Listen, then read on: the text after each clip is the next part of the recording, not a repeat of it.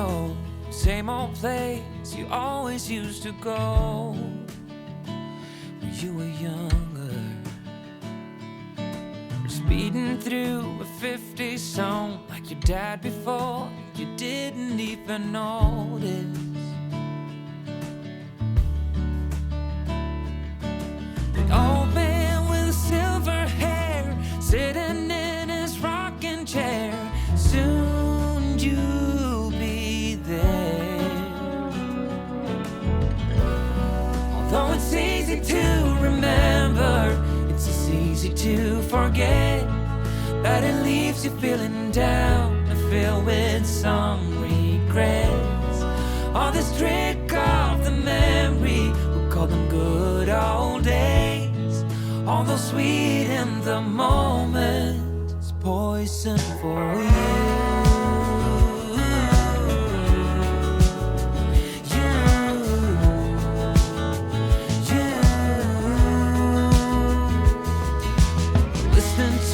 Same old tune as you heard before you even knew the language.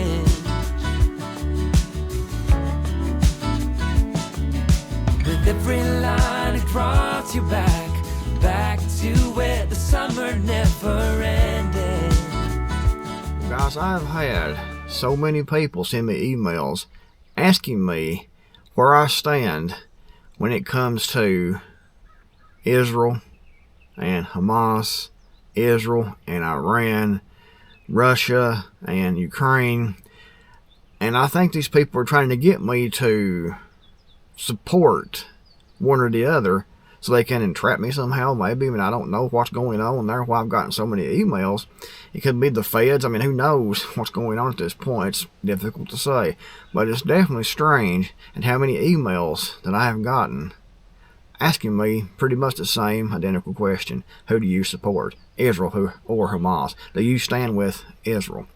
So I decided to, before I start the main part of this video, to tell you all who I support. None of them. I don't care about Ukraine. I don't care about Russia. I don't care about Iran. I don't care about Gaza, Hamas, Palestine, Israel. I don't care about any of that whatsoever. I care about the United States of America. I care about my state, my local community, and my family. That's who I care about. I don't support any of these people. And the United States, in my opinion, should stay out of foreign affairs.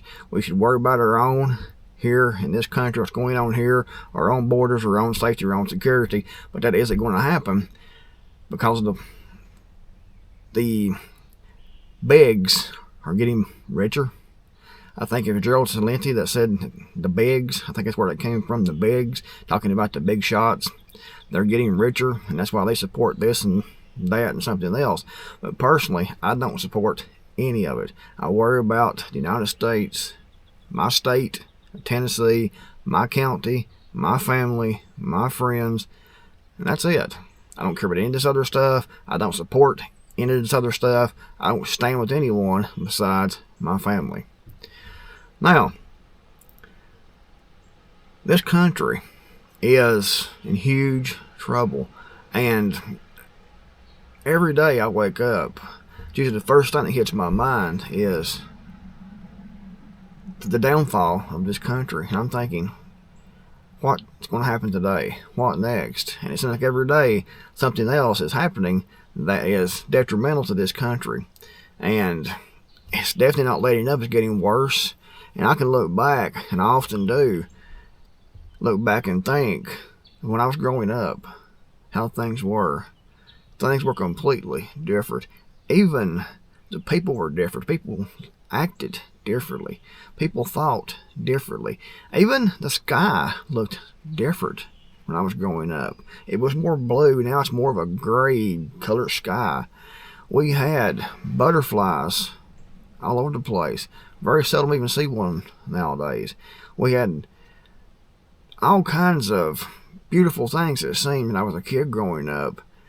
And now it just seems like everything is just darkened down and more evil. It's like there's a huge presence of evil over top of the world. And I think that's actually the case. But I decided to talk about a few things here that I think is actually quite a few things. This might be a long video. I've got about 26 different things here that I think is wrong with this country, and that is needs to be addressed before we worry about Israel, Hamas, Russia, Ukraine, Iran, whoever, Taiwan or whatever. We need to address what's going on here in this country. But the people running everything, the people who are actually in charge, the Republicans and the Democrats, neither one give a rat's ass about the United States. Hopefully this wind isn't bothering the audio, because my window is open here because it's a little bit hot. So I got the window open, so maybe it'll be alright. Anyway, number one, open border and illegal immigration. And I think this is probably one of the biggest threats we face right now, is an open southern border. It's been open for years, but especially since Joe Biden took office, we've seen more and more people come through the border in the tens of millions. And they don't know what's coming through. They are taking up resources because they're having to be housed, medical care, clothed, fed, and they're still coming and coming and coming and coming. And who knows what all is coming across the border. I mean, it's not just Mexicans. It is everyone pretty much around the world is coming through our southern border, and actually the northern border too, but mainly the southern border. We have Chinese, by the tens of thousands coming through, military-age Chinese. And we have people from El Salvador. We have drug cartels coming through and shipping drugs through. We have the members of those powerful criminal cartels from South America coming through into the United States, building up their forces here in the United States, adding to their numbers here in the U.S., setting up operations here in the United States. Who knows what's coming across that border? We can pretty much guess, and we haven't seen, the effects of that yet, but it's definitely coming. And that is a huge threat, in my opinion, as an open southern border. But no one wants to close it. They give lip service. The GOP, the Republicans, the Democrats, they all give lip service. They say they want to do something, but they never do. They don't have the money to close the border, but they can send hundreds of billions of dollars in foreign aid to foreign countries. But they can't close the border up because that's for our security here in the United States, and we don't matter. Our security doesn't matter. And guys, number two is crime. Crime is going up. If you look, especially in the cities and urban areas where a lot of these people from crossing over our southern border and northern border, these cities that these people are going to, especially these liberal cities where they pretty much let crime run rampant. You can walk into the stores and just take what you want because it's all free, apparently. The store owners that pays the taxes and that supports their neighborhood doesn't count. They worry more about these criminals coming across. And crime is definitely going up, but it's going to continue to go up even more because there's no punishment in a lot of these places. Or if there are any punishment, it's just a slap on the wrist and nothing to worry about. They're importing millions of other people, and more than likely tens of thousands of those are criminals coming into the United States. We already had criminals here already, but they're just adding to the number of criminals. These cities are horrible when it comes to crime, but it's going to get much, much worse. That's why I'm glad I'm not in a city. I'm glad I'm down here where I am now, because the crime rate here, there's still a crime rate. Things do happen here. There's people murdered here. There's been people who just disappeared here and never have been found since. Gone, vanished in the thin air. Actually, 7 or 8 in the last 10 years just vanished here. So there definitely are crime here. There's drugs here. But in these cities, it's all that concentration of people, and you're much more likely to be directly affected by that criminal activity if you live in those cities. So that is another huge thing that I think is going to be the downfall of the United States of America, is the huge crime rate. And the cities are going to be like, Gotham and Batman. It's going to be so bad. It's already pretty much there, I think, but it's going to continue to get worse and worse as they import more and more people. And these people see there's no consequences to their actions. Also, with the crime and open border, we have drug addiction. I mentioned drugs a minute ago. We have drug addiction here, quite a bit of it actually, and a lot of people here take methamphetamine. It used to be years ago it was marijuana. People would drink marijuana and smoke marijuana and drink moonshine. That's pretty much it. And then people got into things like cocaine, and then came the prescription opioids people were addicted to. And that was a big thing for a long time. People abusing those, crushing those up, snorting those, crushing those up, and shooting those and things like that. And now it's methamphetamine. And I think fentanyl has taken hold here also. So it's not just in the cities with the drug use, it's pretty much all over the United States with the drug use. But it's going to get worse because as people get more depressed, people get more disconnected from their family, from society, from hope, they turn to drugs, alcohol, and it's a downhill path. So it's going to get much more. And we have fentanyl coming across the border, again, the open southern border, and they're shipping that stuff through by the tons, and it's making its way into America, in the cities, and even in these small towns like I live in here. That's a huge threat. Mass drug addiction, massive drug use. So we have the open southern border, we have increasing crime, increasing drug use, and it's all, tied in together. However, they worry more about Ukraine than they do the United States and closing the southern border up. So much is coming across the southern border that we could fix if it was closed up tight and mass deportation took place here in the United States, but that's not going to happen because it doesn't fit the agenda of the bigs or the elites, of the people that's actually running the country. And guys, number 4 is something I have to tread very lightly talking about here on YouTube because of this platform and the censorship here. But it is election security. We all know pretty much now that they are selected instead of elected, that our vote doesn't count. And that's huge here in the United States because we've always relied on voting to change things. We've always had this feeling that our electoral system was secure, that we could actually vote and put someone else in that would change things and make things better. If you have this one guy, say president, and he goes in and he does things you don't agree with, and it goes against the Constitution. We used to be, most of the people in the United States would see that, and they were for the Constitution. They were for getting rid of this guy. And they were for, a better life, a better economy.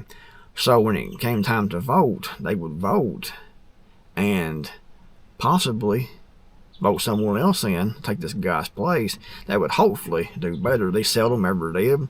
It was always kind of a pipe dream. It never really played out into reality, but we thought that it would, and we had hopes that it would, and we had trust that it would. However, now that trust is completely gone. Everyone knows that I talk to that the elections are rigged, that it doesn't matter how you vote. Most say they're still going to go vote, but they say it's not going to matter anyway, but they're going to do it just to be doing something.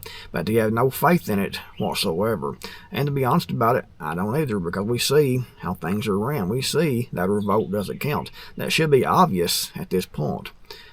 But still, a lot of people are going to go vote still yet, and with a little bit of hope that it will, but deep down, they know that it's not going to.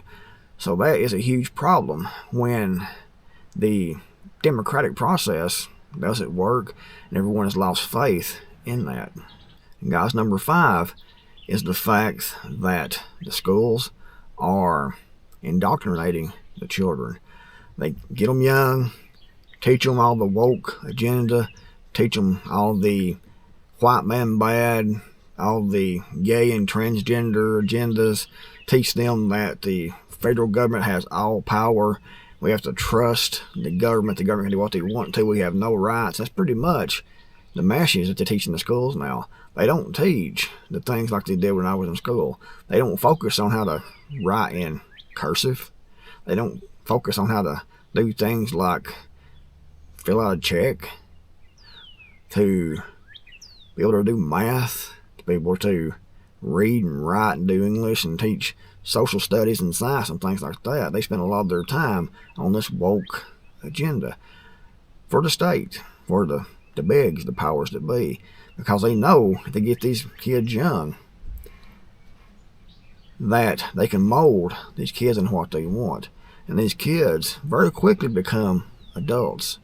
And these adults that have been indoctrinated in the school systems are now in control of the country. So you see where this leads to. They get them young, teach them what they want them to be taught, and they will believe what they're taught, especially if their parents aren't there, if their parents don't have enough sense to teach them right from wrong and what's actually going on.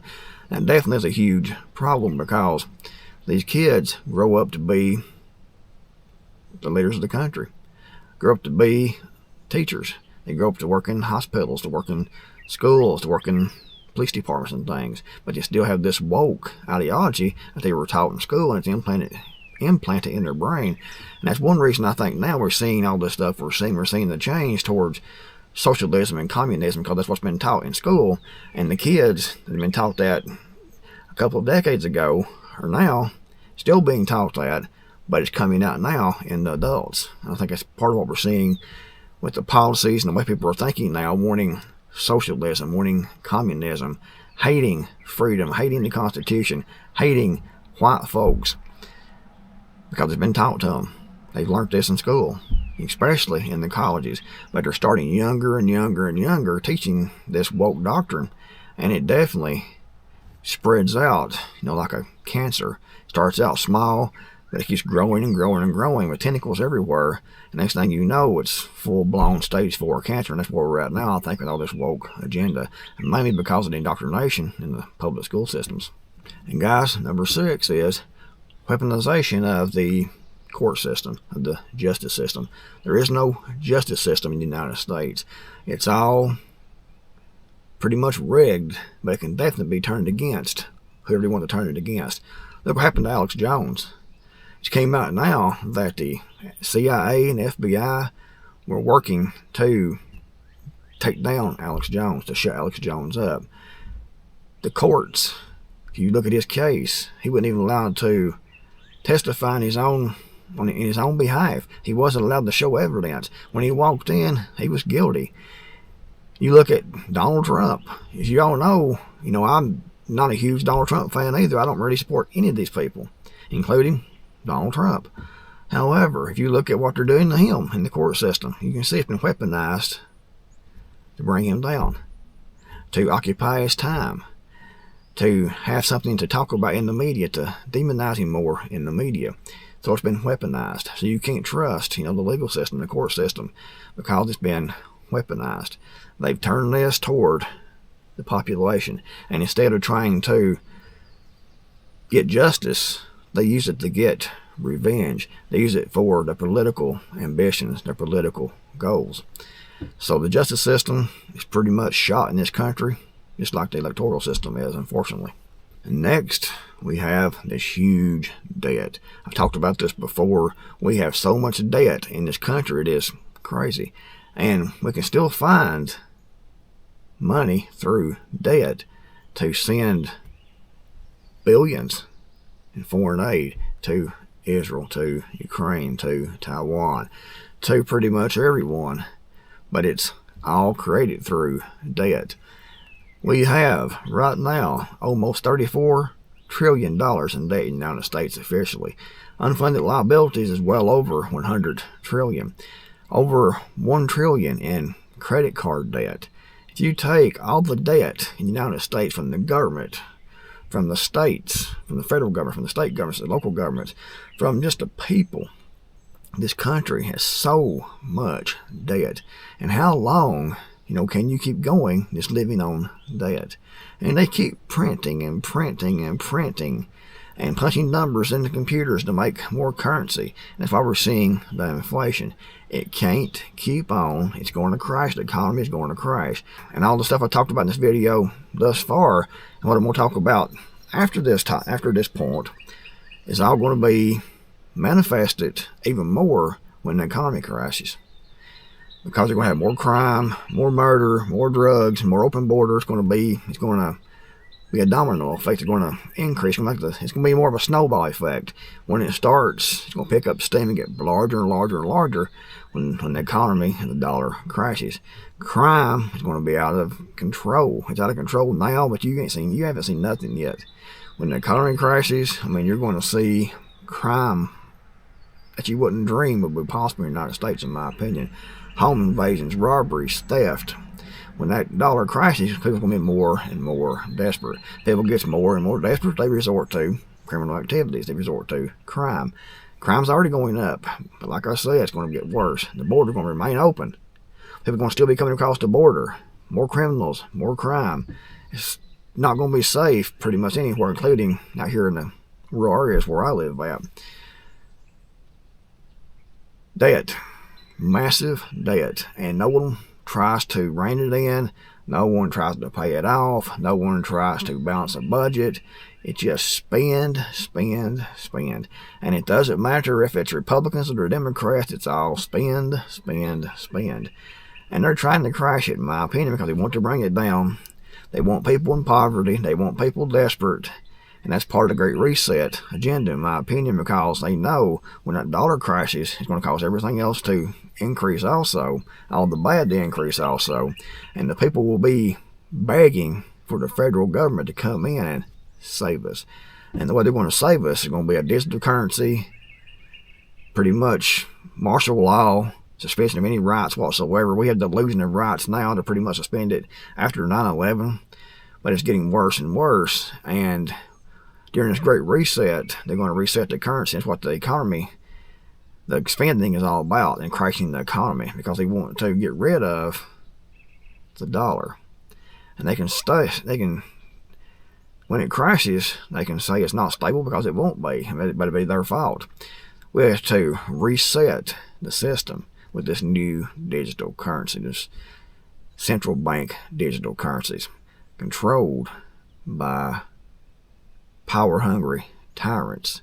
And they will be able to control everything you buy and know everything that you have, everything you spend a dollar on, and they'll use it tied in with the social credit score system and AI to tighten down and control the population. And that's the plan, in my opinion, with all this spending, because they want to crash. Just plan with all this, I think. But when they crash the dollar, the solution is going to be central bank digital currencies, and then a social credit score system, then total dominant control through AI monitoring everyone and everything, and federal law enforcement, state law enforcement, and probably some county law enforcement trying to enforce the social credit score system, just like China. And guys, we also have a toxic food supply. If you look at some of the things they put in our food, things you can't even read and pronounce, chemicals, colors, dyes, and people wonder why there's so much cancer and things like heart disease and cancer and everything, mental illness, low fertility rates here in the United States. Look what they put in the food. It's junk. It's poison. There's junk food with sugar, and that's bad enough. That's a poison on its own. But they're putting things in the food that you can't even pronounce what that it is. If you look at the ingredients of most food, it has all kinds of artificial dyes and colors and things. GMOs. It is pathetic at the food. Antibiotics, mRNA. There's so much crap in the food nowadays that it's not safe to eat anything. However, it's almost impossible to grow, for most people, including myself, everything that we eat. We can grow a lot, and if you have enough land and a good year and a good harvest, and you might be able to grow all the food that you're going to eat. However, it's not guaranteed, and it's very, very difficult to do that. I grow some of what I eat here, but definitely not everything. I try to eat healthy as I can, but it's almost impossible to avoid, the landmine of all the toxic food that's out there. And I think that is a huge threat also, because it's affecting the health of the population, it's affecting the mental stability of the population, and it's affecting the fertility of the population. So having toxic food is definitely up there on my list of things that need to be addressed in this country, but it won't be because it doesn't help the bottom line financially for these companies. And that is what is important to these companies, is that bottom line, is that profit. That's all they care about, is that profit. So they will feed you toxic food. They don't care if you get cancer. They don't care if you die of heart disease. They don't care if you have low fertility rates. They don't care if you have mental illness because of all the food that you eat and all the chemicals you've ingested over the years. They just don't care. It's about the profit. But it's a huge factor here, I think, in the United States that affects us. That affects us all. And guys, next is something I have to be very careful talking about here, and that is vaccines. There, I said it. Vaccines. We have companies that are manufacturing these vaccines, and now they're cutting the necessary time, which is usually about 10 years, to ensure there was some amount of safety in these vaccines. They've cut that back now because of Operation Warp Speed to less than a year. And I see this being a factor in most vaccines going on into the future. And what gets me is these companies can manufacture these and give these to people, and they're immune from any type of liability. Whatever happens, happens. You're on your own. You can't sue. And that is a huge factor in my opinion. If people had the right to be able to sue these companies if they got hurt and it was proven that it was negligence or that it was the product, then that'd be a good thing in my opinion, because these companies would try to make things that were safe, hopefully, but they have broad immunity. They can't be sued. So if you take whatever and you end up or something or worse, so what can you do? Nothing. And that's a huge threat in my opinion, is the fact that they can't be sued, that they have broad immunity for any type of legal action if their product causes any type of harm. I'm not saying the products do. They could be perfectly safe. I'm not saying that. I'm not a doctor, not a scientist. I don't know. All I know is what I've seen, what I've experienced myself around me. But I know that the fact they can't be sued if their product causes harm is a huge thing in my opinion. And guys, next we have the LGBTQBR549er agenda. Not going to say much about that because of where I'm at, but use your own. Read between the lines. Here's the lines. Read between the lines what I'm thinking right now. That's all I'm going to talk about on that. I think it's a huge issue here in the United States. Huge issue. And guys, another huge issue here in the United States is over-prescribing medications, especially psychological altering medications. If you look at the mass shootings that we've had, a lot of these people have been on these drugs that are supposed to help with depression, with anxiety and things like that. And these things are overprescribed by doctors. All you have to do is go into your local doctor's office and say, I'm a little depressed, and they'll write you a whole big prescription of these things. And unfortunately, some people, it definitely affects in very negative ways, and they already have issues anyway, and they go on these violent sprees. And not only that, they prescribe painkillers. Pretty much, you go to the doctor, and all they know how to do is to prescribe something. Write your prescription, prescribe something. Cholesterol medicine, blood pressure medicine, medicine for depression, anxiety, heart medication, some of the stuff you might need.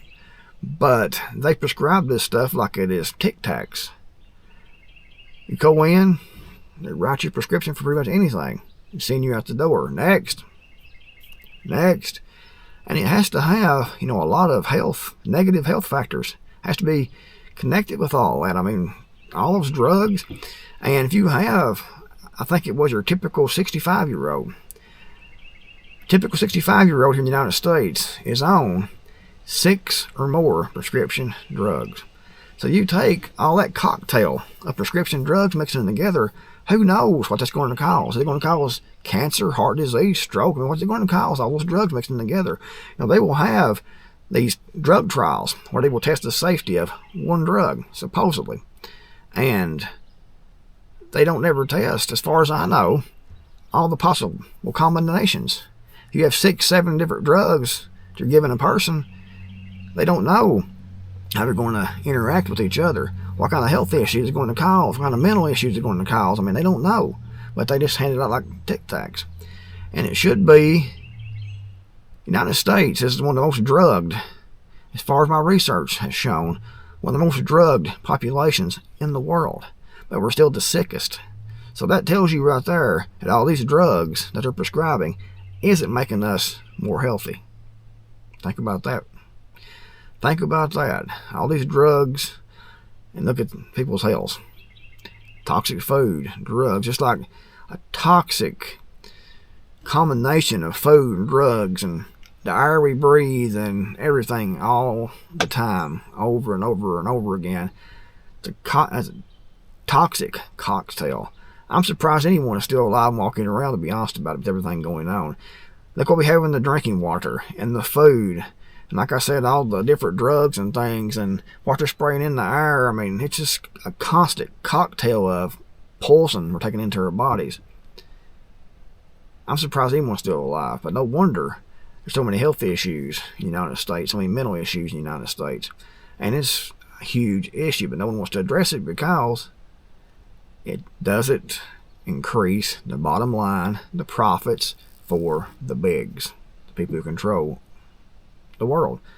The military industrial complex, pharmaceutical industrial complex, pretty much control, especially the United States.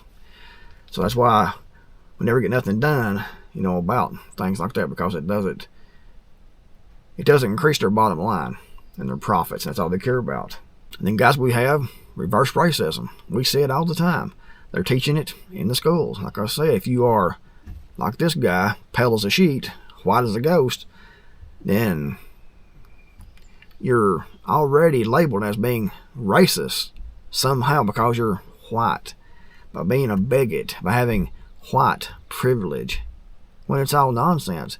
But people believe it, and they're taught this stuff in schools also, and the kids grow up hating themselves. The white kids do.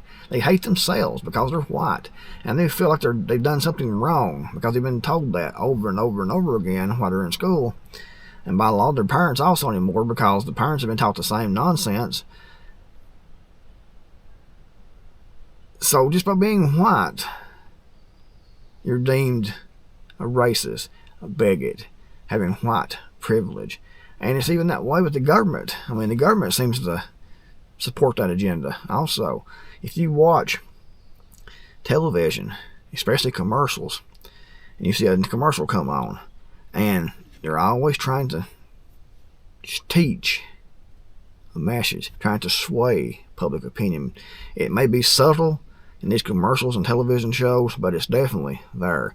If you see a commercial with 2 people in that commercial, and one of those people are going to be dumb and helpless, and one's going to be helping the other person, the one that's dumb and helpless will always be a white man. Sometimes a white woman, but always a white man. And the one that's smart is going to be a person of color, because of what they want to portray. They want to show white man stupid, white man dumb, white woman stupid, white woman dumb. Person of color, smart, helpful. Look up to person of color. And in reality, there's dumb-ass white people. There's plenty of those around. There's dumb-ass people of color. There's dumb-ass everybody in the world. It doesn't matter your skin color. There's dummies with every skin color. There's smart people with every skin color. But they don't want you to think that. They don't want you to know that. They want you to look at white man dumb, white man stupid, white man racist. They need to be put down. They need to be took out, tied to a tree somewhere and whipped, because white men are just evil. White people are just evil. That's dangerous. It really is. That is very dangerous because that separates the population even more. And with all the violence and drugs and psychological drugs and things like that, also illegal drugs coming across the border, all the hate, and they're festering that hate even more. I mean, it's definitely dangerous. That's why we're seeing more crime, racially motivated crime against white people here in this country, like knockout games and things like that, and teenagers ganging up and beating white children to death. I saw one on Alex Jones about so many months ago. I forgot how long it was ago, but this white kid, like 14, 15 years old, he showed up to a party, and he was trying to be cool. He thought he was going to be like the black kids, you know. So he shows up, and he goes in, and they beat him to death. They stomp him in the head. They stomp him in the body. They kick him in the head. They kill him. And they drag him out and throw him out in the yard. Even here in Tennessee, where I am, down in Knoxville, over a decade ago, there was a boy and a girl, a white boy and a girl, and they went to Knoxville. I think it was in West Knoxville, I think that it was, and they got in the wrong part of town, and they were kidnapped by a gang of people of color, by a gang of black males, and a female was involved in that also. And they kidnapped them, took them to this house, and they were tortured, raped, sodomized, murdered, and put in trash bags like trash. But it never was convicted as being a hate crime, when it's obvious that's what it was, a hate crime. And it's not right for that to happen at all, obviously. But if it's a hate crime, it should be pointed out as being a hate crime. If you're going to trial and point things white people do as a hate crime, which it should be, if it's actual hate crime, then it should be prosecuted as such, no matter what color the perpetrator is or the victim is. If it's a hate crime, it should be a hate crime. And that's what gets me about this whole racial issue, is that it only goes one way. If you are a person of color and you hate, say, white people, or you hate someone else because of their color of their skin, then you're a racist. If you're a white person and you hate people because of the color of their skin, then you're a racist. And it should be that way. It should be seen as what that it is. However, they empower other people, certain groups of people, by not pointing out the obvious that what they're doing in a lot of cases is blatant racism against white folks, for example. Just like getting 5 points on scores, test scores for state and federal jobs and things like that, and I think college also. Getting 5 points added because you're a person of color. How's that fair to white people or fair to anyone? How's that fair to the person that's of color and getting the points added to their score? I mean, that's not fair to them either. That's saying that, hey, we think you're too dumb to actually pass this test, so we have to help you by giving you a few extra points. That's racism in itself, if you ask me. A lot of this stuff doesn't make any sense, but what gets me, like I said, is the fact that it goes one way. It's always one way, and it should be seen for what it is on both sides and all sides.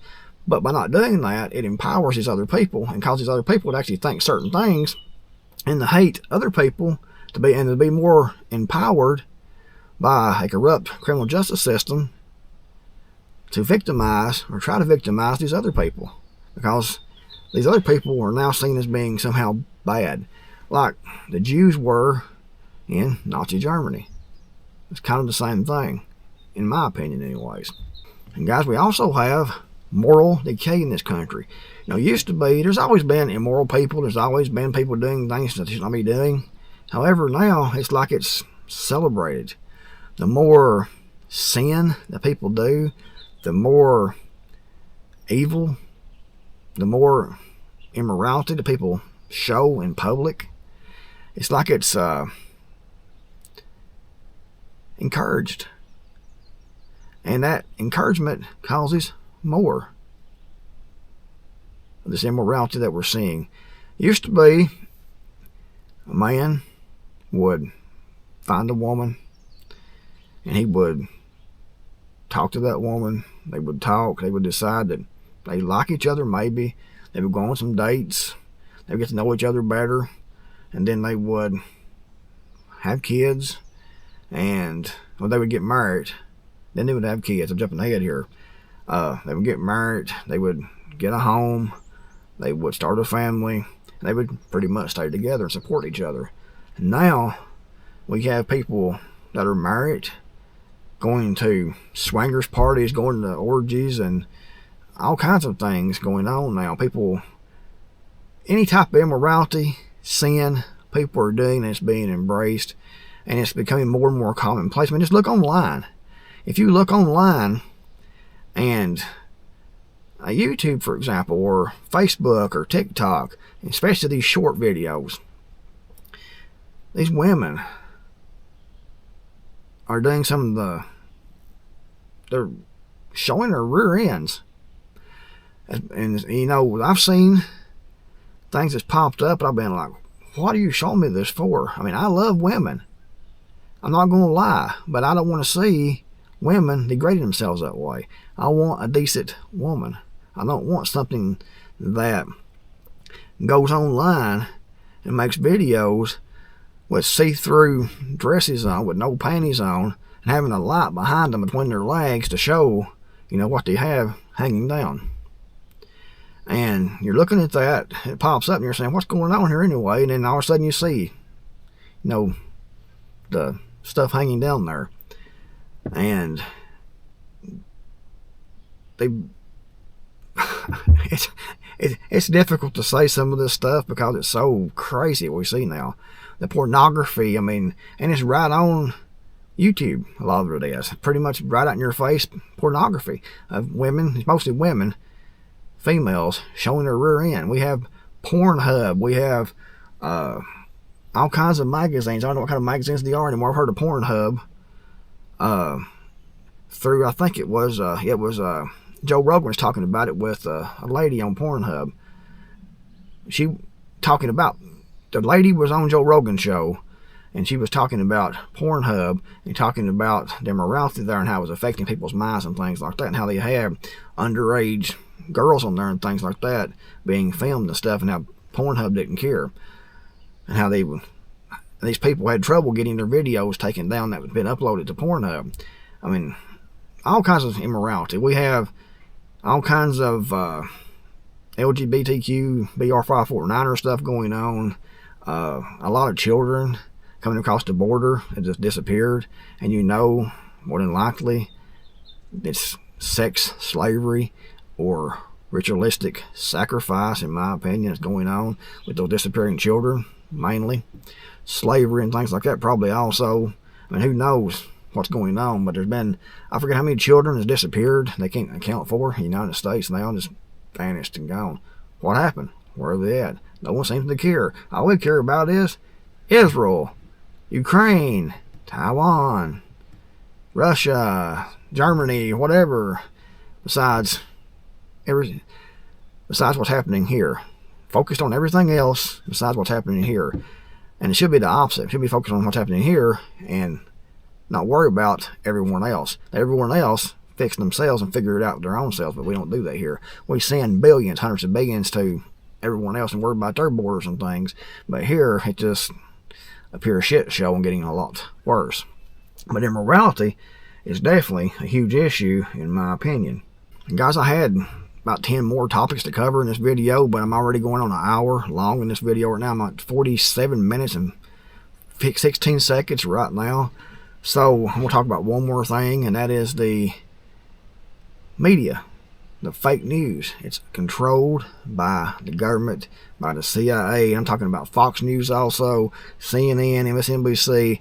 Anything you hear in the mainstream media is coming directly from or being approved by these agencies, by the deep state, by the bigs, the powers that be, the controllers. What you hear is a direct message from these people who want you to believe certain things, take certain actions, and it's all to control. We have no actual media in the United States. The only hope we have is the alternative media, like this video right here, that spit out a lot of truth. But as far as the mainstream media, it's gone. It's pretty much, it's all corrupt, in my opinion. They feed you a narrative, and the narrative is fed to them through the federal government. I mean, look at Operation Mockingbird. That's what that was the CIA infiltrating the mainstream media and reporting the news to the people. And it's to get the people to support war, to take certain actions, to take certain medications and things. It's all designed behind lies to control the population, to get you and I to support this, that, or something else. And it's what they want us to support, to take this action or that action, which is the actions they want us to take. It's all designed to control the people. So we have no actual news reporting. We have no investigative journalism.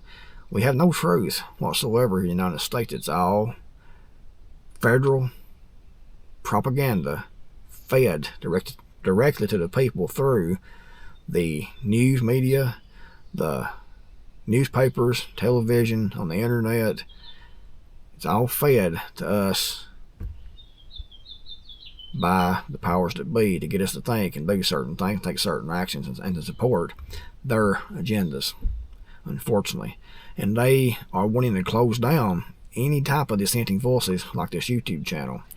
They want to get a tight grip on free speech. They don't want anything getting out repeated. They don't want any independent thinking, any independent journalism. They want full, total control over everything that we say. That way they can control everything that we do.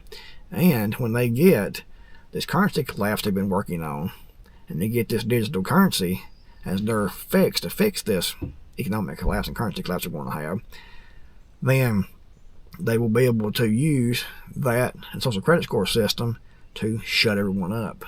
If you say anything online, for example, if you post a mean meme or something like that, they will know about it. They will be at your house. They may deduct a fine from your central bank digital currency right then without a trial or anything. Your digital currency might be worth less than someone else's that's got a good social credit score system. Just like China, they want this Chinese model here in the United States and what they're working on. And it all ties in together. Open borders, all the drugs, all the narcotics, all the immorality, all the spending, everything they're doing ties in together in this great reset and their control grid structure. 51 minutes this video is right now. I could have went on another hour actually, because I had, I think, about 15 more talking points. I might cover that in another video, but I'm getting where I can't talk right now. My voice is giving out. And I'm kind of getting tired because thinking about this stuff is mentally exhausting, actually. I can make a video like this, and by the time I get done with the video like this, especially these longer videos, I am wore out for about an hour. I have to rest because it's so mentally exhausting talking about these things. Because when you see your country collapsing, when you see so much change from when I was a child to what it is now, and you see this, and you see little kids like my nephew growing up in this mess. He turned 4 years old yesterday. Good little boy, had a hard time, had a really hard start. He was born really early and had spent 3 months in the hospital where he was born so early. I thought he was going to die, but he made it. God kept him alive, a lot of prayer, and he's doing good today. He's 4 years old, like I said. Good little boy, loved him to death. And seeing all this evil, all this satanic crap, all this immorality, this massive debt, knowing where the government's going with this control structure, open border, the crime, the drugs, the mental illness in the country, our corrupt politicians, our corrupt justice system, corrupt medical system, corrupt court systems, everything is corrupt, electoral systems. Seeing all this and knowing all this, it is mentally exhausting. It really is, guys. It's mentally exhausting. But like I said, I had about 15 more talking points. I'll try to get to those in a couple of days here. Hopefully, this video will be received in the way I meant it to be received. If you like the video, give it a thumbs up. I'd really appreciate it. If you haven't subscribed yet, be sure to do that. And I'm sure if you've been here this long, for over 50 minutes now, if you listen this long, you'll subscribe if you haven't already, hopefully. So subscribe, turn notifications. Thanks for watching in the Creekmore Matter, and I'll see you all in the next video, hopefully.